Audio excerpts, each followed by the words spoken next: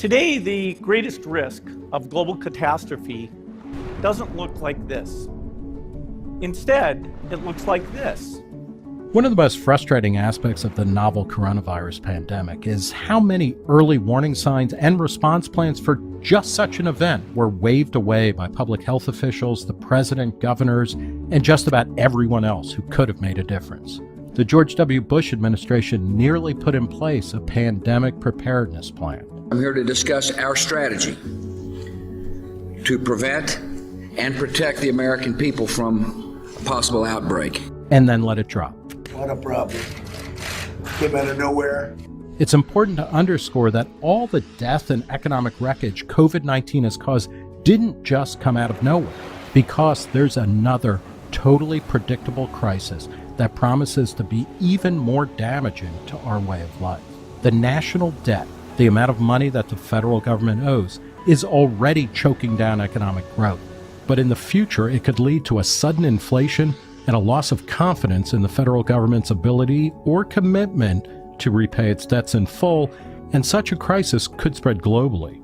That's according to the nonpartisan Congressional Budget Office, which has been warning Americans for years about the long-term consequence of the ballooning debt.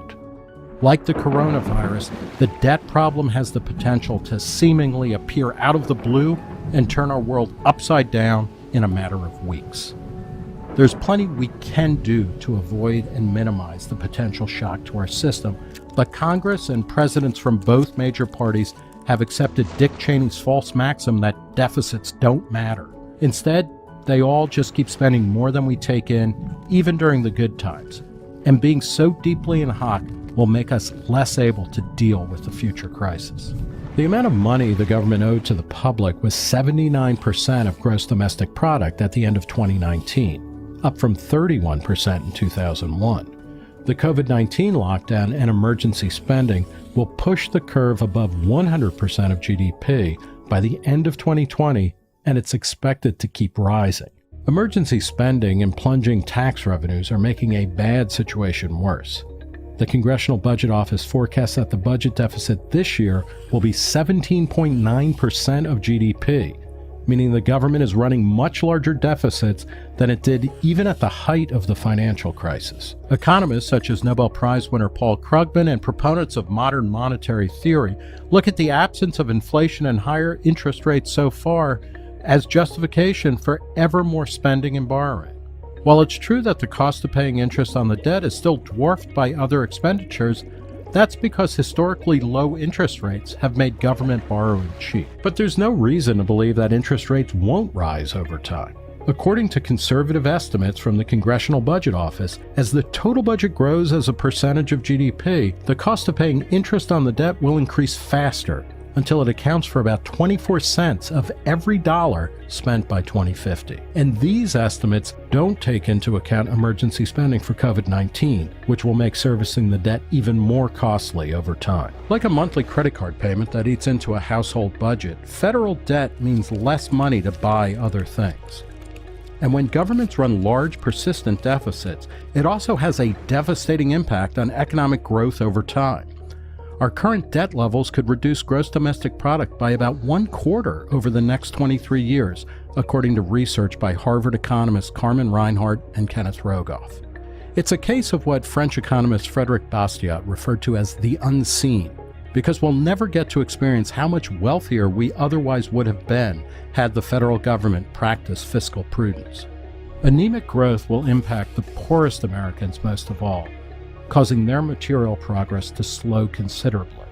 It means less leisure time, smaller homes, older cars, and less health care.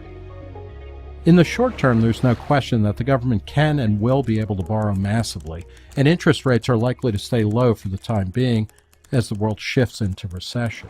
But there's also the specter of investors here and abroad refusing to buy U.S.-issued debt as our economy flattens, China flexes its economic and political might, and alternative instruments such as Bitcoin and gold offer safe refuge.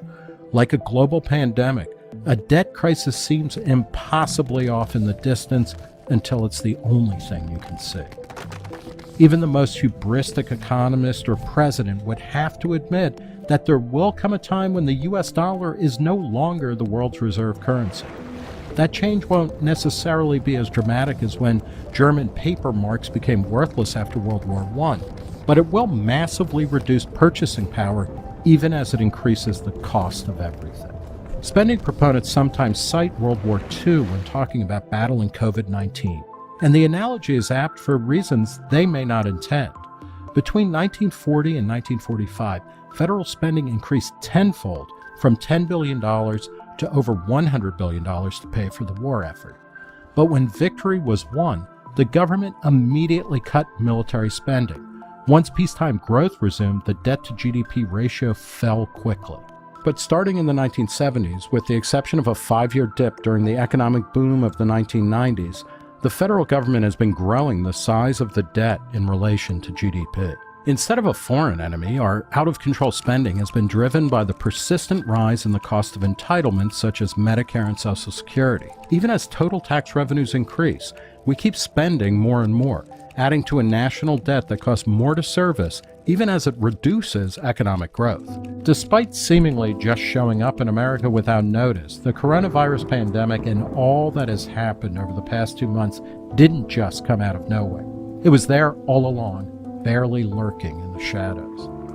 When the debt crisis materializes and our options are severely limited because of decades of profligate spending, politicians sitting in the Oval Office in Congress will claim that it all just came out of nowhere like that crazy virus back in 2020. But nothing could be farther from the truth. Budget wonks are sounding the alarm. We need to heed these warnings now or suffer an economic lockdown later from which there may be no escape.